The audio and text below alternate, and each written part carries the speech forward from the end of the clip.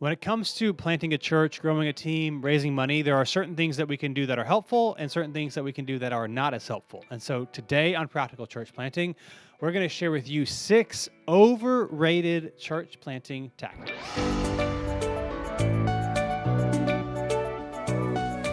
Well, thanks for joining us again today on Practical Church Planting. My name is Brian Androsian, and sitting next to me is Dylan Dodson. And today we're going to give you 6 overrated church planting tactics. Overrated, of course, our goal is never to be hyperbolic. Yes. Like we think it's not a kitschy timeline. These are things that church planters, not that they're not important, but can not think that they're more important than they actually are. Right. And so that's what we're going to be talking about in this episode. If you are in the process of planting a church, you do want to check out practicalplanting.com. We've got a Growing Your Launch Team course where we talk about, well, the rated, not the overrated, Yep. but the rated. We'll put another way, practically how you can actually plant a church that people will actually understand what's going on and get connected with. And so check that out, practicalplanting.com/ what's the primary URL? Launch. So that's launch. There you go. Launch. Yeah. You don't have to click on the website. That's right. / So launch. overrated. Now, this episode is pretty much, geared towards people who are in the process of planting. So if you've already planted, this is good stuff to listen to and hear about. Our next episode will be the flip side of this. We're going to be talking about unrated. That would be bad. Underrated church planting tactics, which again is for people that are in the pre-launch phase, but the principles can still translate even if you've already launched. Yes. This one, though, is pretty much focused on if you're in the pre-launch phase. And so here are 6 overrated church planting tactics. Again, these things are not bad, and we're not even saying you shouldn't do them, but they're not as big of a deal as you might think they are. And if you're listening to this and you've already launched, you probably be like, oh, yeah, like I thought the same thing, and now I also think the same thing, that it was not as big of a deal as I think it is. Because when you get on the other side, you start to, not only do you have experience, planting a church, but then you start to talk to other planters, and then you realize this isn't realistic or this is idealistic. And so what are the things that are actually helpful? Yep. That's next episode next week. This week is the things that are not as helpful as you might think they are. So number one, something that everyone talks about is a prospectus. Mm-hmm. I'm not saying they're bad because, maybe it can help you think through some things, which that can be beneficial, the process of like thinking through a timeline and all that sort of thing. But I'm talking about like the printed out 3 pages or maybe digital version where it talks about kind of like your family and your vision for the church, which is not bad, and like the generally speaking money you want to raise, and like a timeline that's kind of not I wouldn't say it's not real, but it's like it's like the first 3 months we're gathering a team and we're meeting together the next 3 months, and then we're launching. Like it's not really a detailed here's what's happening. It's like generally speaking, here's what we hope to be doing. I'm not saying they're bad. A prospectus will never be the reason that New City gives to a church planter. Right. Right. You can have one, and it's not a knock to have one at all. But like, and I know like certain networks or denominations ask for one and that sort of thing. But I just like I shouldn't say nobody. A lot of people just don't care.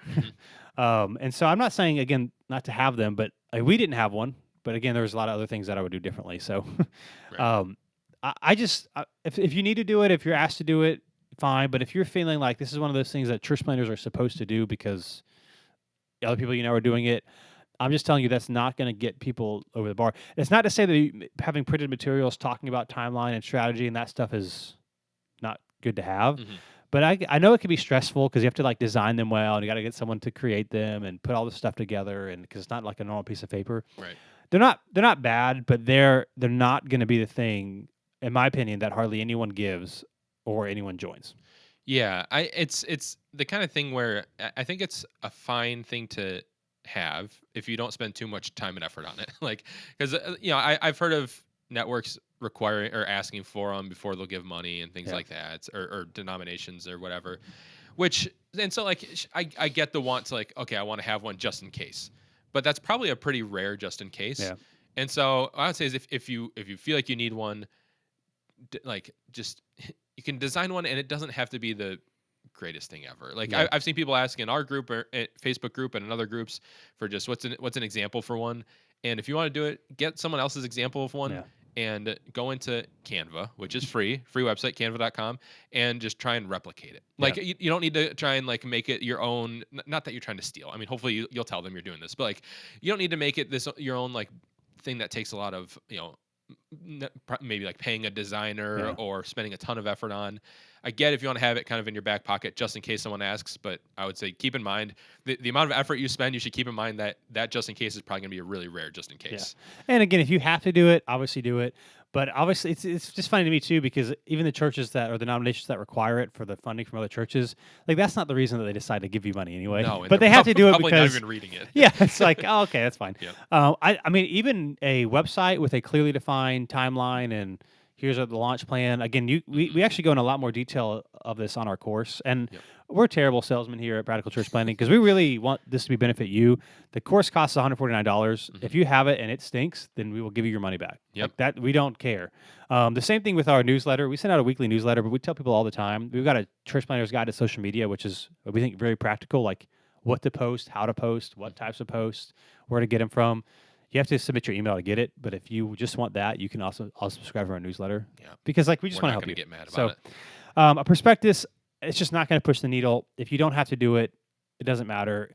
If somebody asks you for it and you feel really bad by saying no, that's not going to be the reason they give it to you anyway. They're probably just used to. I'm supposed to ask for this. So It's funny. I've met a couple of church planners like upon meeting them, like, oh, I should have brought my prospectus with me. I was like, no, you shouldn't have. Like, I would have taken it to be nice, but I think I would, and I think most people would be far more interested in just like hearing what you have to say Yeah. than having all typed out in a fancy way. and maybe part of the reason I'm down on them is because they don't turn out the way that you think in terms of like, here's what we're going to do and here's the timeline and here's the money. Like if someone gives me that, I just know that that's not going to happen.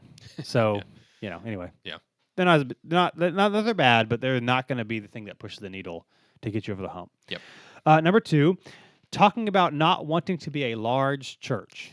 Now, again, this is nothing wrong with that, and I totally get the heart behind it. You don't want to be this big mega church. Not that they're bad, and I think many of the people that I talk to that say this to me, it's not that they necessarily think that they're bad. Mm-hmm. They're just trying to focus in a different direction. And again, this is fine. I don't know. I don't think I've ever said this when I met with a planter the first time we've talked because it would come across as bad. But anytime someone tries to tell me that, which is often, and I get it because I get the sentiment, I always think in my head, it doesn't matter because you're not going to be a large church anyway. Right. It's just not. Now, again, I know we don't just have American listeners, but predominantly. Yeah. And in America, you chase after your dreams. And with social media, it seems like there's a lot more large churches than there actually are percentage-wise. And so it seems like that's like a thing that you have to watch out for. It's probably, I don't know the numbers, so I'm not going to guess. It's tiny. Yeah. The chances of that happening for you are super slim. That's not to say that's a bad thing. It's not to say it's a bad thing to even work towards. But even a lot of the mega church pastors, that's not that I know them personally, but some that I've talked to and the ones that I really respect, that follow online, whatever, they also talk about how this wasn't their goal either. Mm-hmm. And it just kind of happened and, trying to be faithful with it. And so I would say it's fine. And if you really feel like that's important to mention, you can say that. But also, just as a side note, saying you don't want it to be large, it's not going to be anyway. So again, I'm not trying to be cynical, but it's just like that's what I think. Like, yes, not gonna happen. So, and I think other there's some things that we say, and I try and filter because it's like we are not the. This doesn't sound terrible. We're not like the regular person who's attending a church plant. Right. Like obviously we're in ministry, we kind of know some of the behind the scenes things. But I think even something like this, just like your regular church attender person who's joining your launch team, who when it's the launch team phase, probably most people that are joining have some experience with church. Probably not a bunch of like completely unchurched people at that stage. I think most people get that. I think most people aren't expecting it to be a huge mega church. Like I remember a church planner I worked with in the past one time, and him kind of talking about things he wanted to do, and him saying like, "But we don't." And it was comparing it to Elevation, saying like, "But we don't want to be the next Elevation." I was like, I don't think you gotta worry about that, buddy. To me, it can kind of come off a little bit arrogant of saying like this is an option, but we're just deciding not to go that route. When that's probably and this isn't like a knock on anybody. That's probably not an option for most. Yeah. Or I mean, that's definitely not an option for most. And it shouldn't be like that. That shouldn't be every pastor's goal. And I don't think it is. Most pastors I've met, that is not at all their goal. But phrasing it like that makes it seem like we have kind of free reign to do whatever, and so we're going to choose to be small. When there's nothing, I don't know. It kind of like is apologizing for not being large before you're even at that stage. Yeah. And I don't think. And that's necessary. people don't necessarily remember the early conversations anyway after you plant, Yeah. but you do want to grow. And after a while, when you talk about wanting to reach more people, it is kind of like, but I get it. Like, I don't want New City to be a mega church either. Now, I don't think we probably ever will be. But also, if God were to do something, I wouldn't be like, no, stop coming. We would have to Right. adjust and figure out what Yeah. to do. And so I get it, but I'm just saying you don't have to say that because it's probably not going to happen. Yep. So take it or leave it. Number 3, overrated church planning tactic is talking about a post-launch timeline. Now, we are very pro pre-launch timeline. Yeah. Very pro. And again, our course talks about like how to make like a less than 12 months, like literally a detailed plan that people can actually know what they're signing up for and it's actually workable. And so you can check that out there. But post-launch timelines, it's also like it's just not going to go the way that you want. And so it's fine. But talking about, here's our next 3 to 5 years. The first, we want to, in 3 years, we want to plant a church. And in 5 years, we want to do this. There's nothing wrong with dreaming about it and talking through it with people, but having it being a part of maybe your pitch.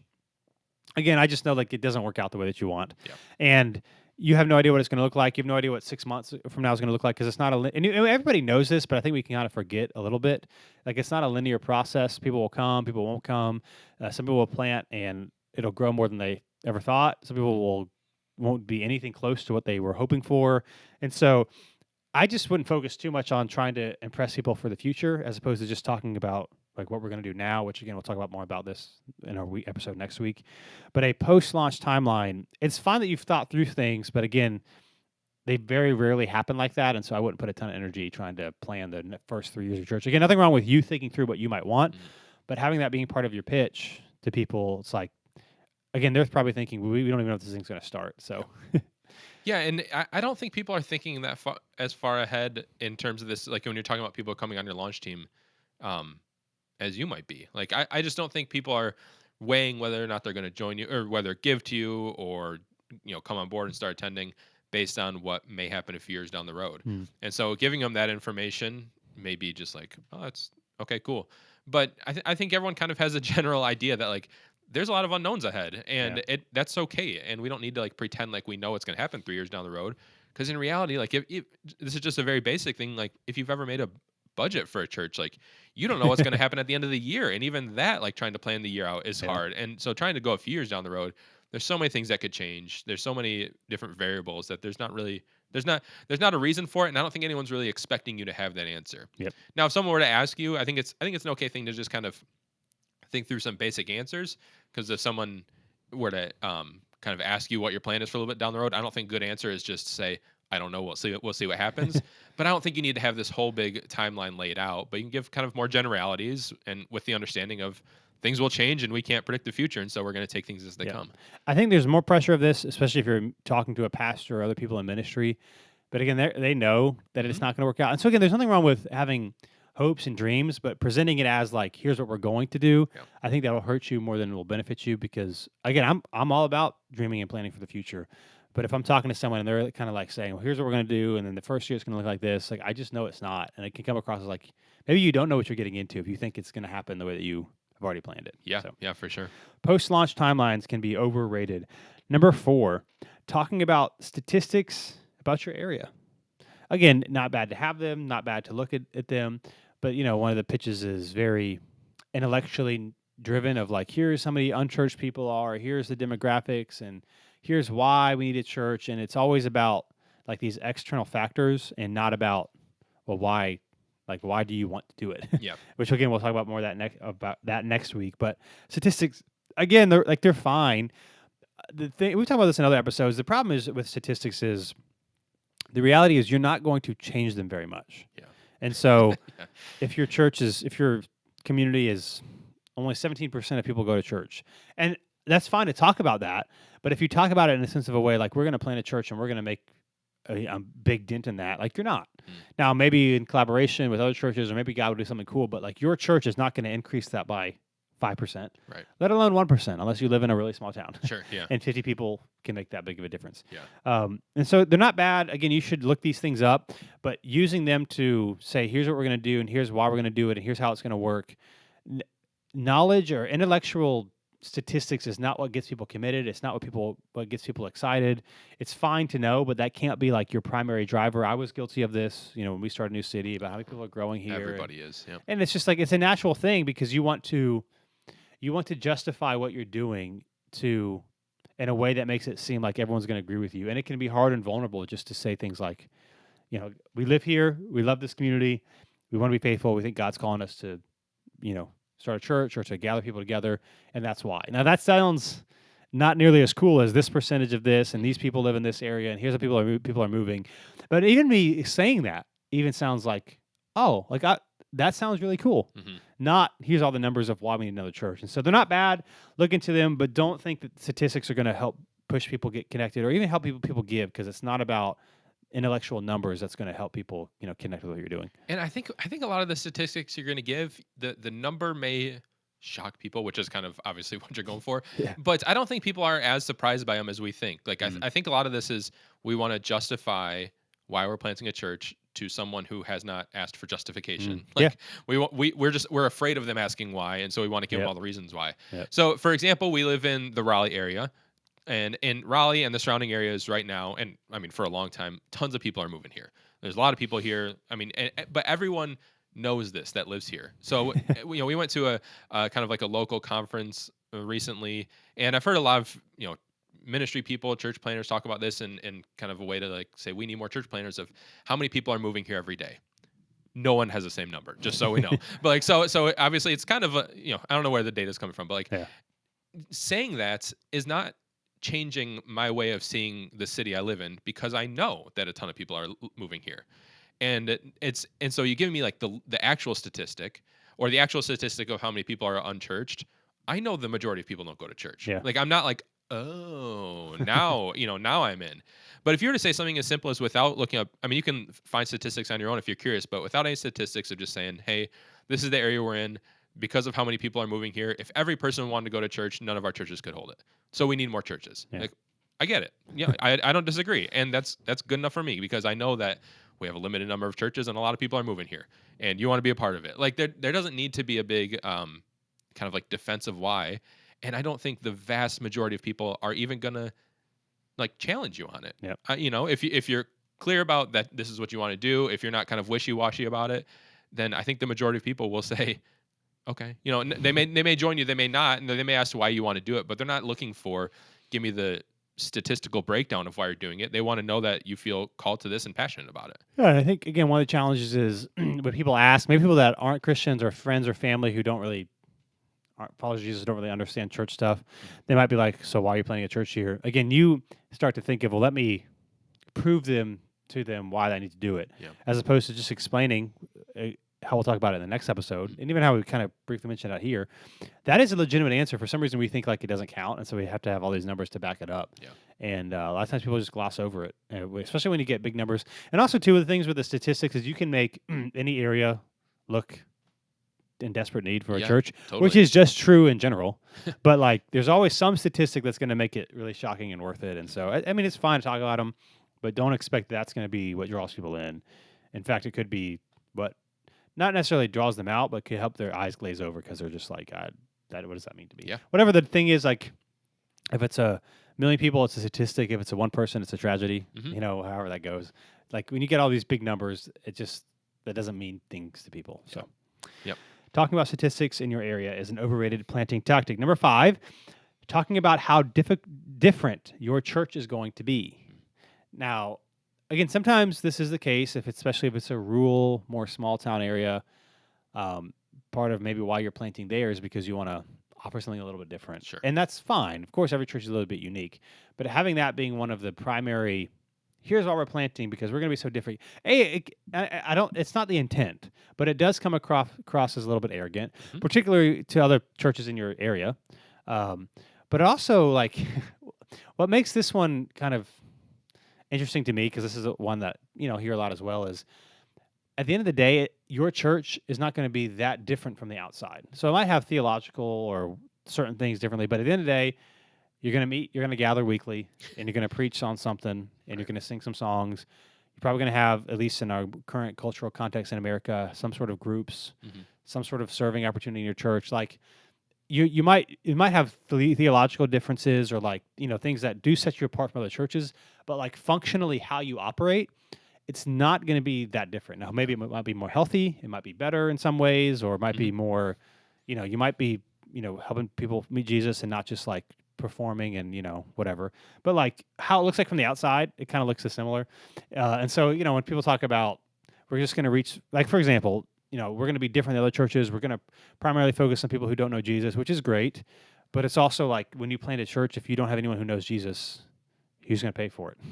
Who's gonna finance it? Yeah. Or who's going to help grow people into disciples? Yeah, you can't disciple every single person. Or like, does that mean like once someone comes to your church and becomes a Christian, you want them to leave? Like the answer to that is no. And so some of these phrases that we use in the beginning can actually really come back and bite us. And so there's nothing wrong about trying to figure out what makes you unique or why you're planting a church. But at the end of the day, it's going to look very similar on the outside to a lot of other people. And it just is like, I don't know. To me, it's like it can come across as, especially if you've not planted before, we know what we're doing, even though we've not done it before. We're going to fix the problem. And so there's nothing wrong with talking about what might make your church like unique or a little bit different. But if you communicate in a way of like, we're going to be like, there's nothing else in the community, even if that's not your intent, it can very easily come across that way if you're not careful with how you explain it. We talk about this in the course too, how to explain this a little bit better. But yeah, talking about how different your church is going to be is not wrong, but it is certainly an overrated church planting tactic. I think one of the best things you can say when you're planting a church to somebody is that all the churches in our area are doing a great job and we want to be a part of it. Yeah. Not that we're going to solve the issue, not that we're going to fill a gap where there's a gap or whatever. And it's not like you're trying to copy every church that's there, but you're talking about how different you're going to be. I think I'll be a little less generous than Dylan. I think can be arrogant sometimes. Like I think that sometimes it's not, and sometimes we're just trying to have different leanings or whatever, or we want to be unique. But I think sometimes it definitely can be arrogance that we think we're going to do something different than what's out there right now, when in reality most of us aren't. And like and there's been a very few times where I've seen churches do things very differently, and most of us probably wouldn't go to them, like because we're used to a certain thing. Not saying they're doing anything right or wrong or whatever, but because we're used to a certain thing, and you're used to the church that you came up in and used to where you did your resident whatever. And so saying that we're going to do something totally different, I think, is undercutting all the churches out there that are probably already doing a really great job in your community, that don't need to be replaced or don't need to necessarily like be shifted, but need more churches to come alongside of them. So I agree. Unless it's like, if it's like a rural area, obviously there are situations where this might actually be true. But for the vast majority of us, you're not planning something very different, and that's fine. Like I don't think we're required to just do something different or not do something at all, but to come along the churches that are already there and partner with them and doing something that may be a little different, but also is probably pretty similar. There's nothing wrong with that. Yeah. So again, unless you're in like a really small town, you also don't even know what all the churches are doing. That's a good point. Yeah. And also, if you're like, well, no, I know there's not a lot of good gospel churches or whatever in this area, and so there's not great churches, so I can't say that.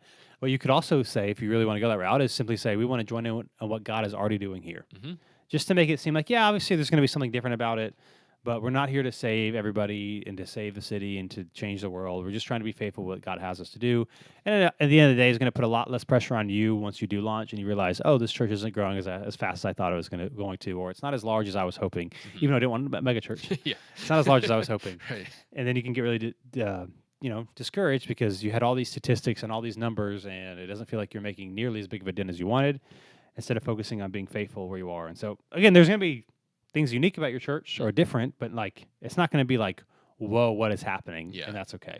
And I think it goes back to similar to the last point about statistics. Like I think some of this goes to trying to create a defense of why we're doing this to no one, to the person who's not even asking for a defense. Like I think it can be like we want to come up with reasons why we're going to be different, because if someone asks us why we're planting a church, we don't want to say we're planting the same thing down the street because that church is already there. So we want to come up with reasons of why we're going to be different.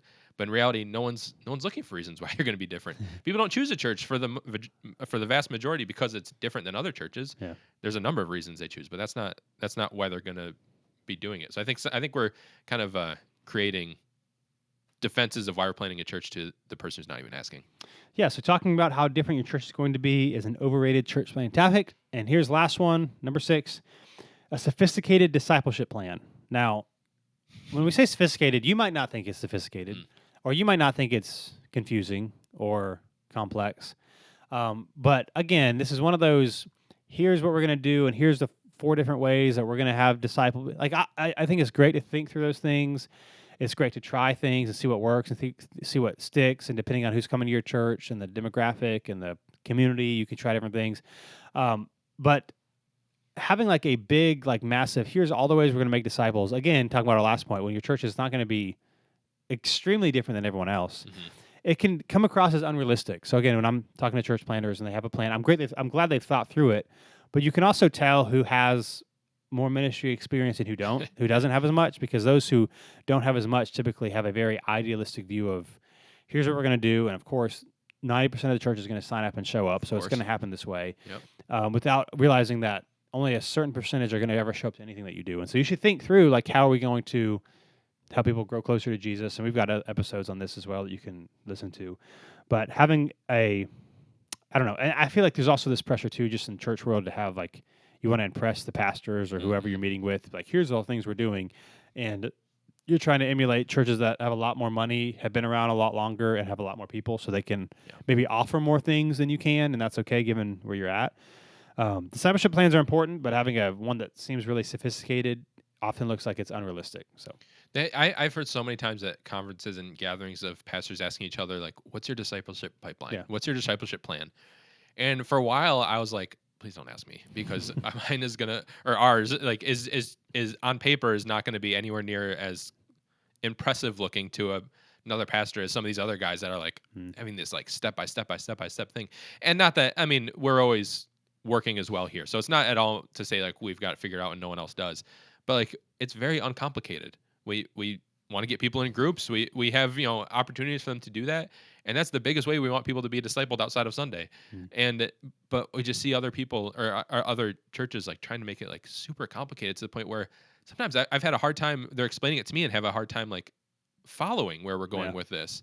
And obviously, if someone who's like inside the church world has a hard time following, your people will as well. And so I don't think discipleship has to be the most complicated thing in the world. And when you try and overcomplicate it, I think it just makes it a lot less likely people are actually going to do the things in it that you actually want them to do. Yeah, and I think you should differentiate between the church's plan and maybe what you're doing with maybe a smaller group of people. Yeah, sure. Because the church's plan has to be something that people are going to do. Otherwise, if 10% or 5% of people are actually going to do it, it's not a real plan. And so for us, like, things will change. I'm sure they'll change in the future. We'll figure things out, try different things. But like, generally speaking, our thing is, if you're a partner at New City, we ask you to be a part of a group. We ask you to serve in some capacity. We ask you to give financially. And our assumption, and I know you shouldn't always assume, but if you are consistently involved with what we're doing, because every year we ask our partners to join in, and we talk about who's not doing what, and so like it's like an active thing. But if you're consistently showing up in some capacity, if you're in a group, if you're serving, if you're trusting God financially, the assumption is you are going to be growing closer to Jesus. Now, there might be certain things that certain men or women do on the side, personally, to maybe have a small group or a Bible study or people that they're meeting with, and they maybe rotate through people that way, which is great to have, but that's not a church-wide discipleship thing. And so when you're talking about church-wide and you have like 5 different pathways and like hardly anyone's ever actually going to do all 5 of them, it just seems convoluted and complicated, and people would be like, I don't have time for that, or I don't see myself doing that, and so they might not even participate in even the easy things. And so you might have personal side things you're doing, but also thinking through church as a whole. Don't sophisticate it or don't make it complicated, because it comes across as very unrealistic, particularly if you're trying to get support from other churches and pastors who have experience with this sort of thing. So yeah, and it's not the kind of thing that has to be complicated. Like, we want people to grow closer to Jesus, and the way to do that doesn't have to be a thing that's hard to wrap your mind around. So it can be simplified, and simplified doesn't mean less faithful. It can just mean easier to understand. But simplified discipleship plan, I think, is a good way to go. Yep. So those are 6 overrated church planting tactics. Again, none of these things are bad. We're just saying there might not be as big a deal as you think in order to get people connected. So again, next week we're going to talk about underrated church planting tactics. That's right. So be sure to subscribe if you haven't. Check us out at practicalplanting.com. And if you're on Facebook, you can join the Practical Planting Facebook group. And we'll be with you next week on Practical Church Planting.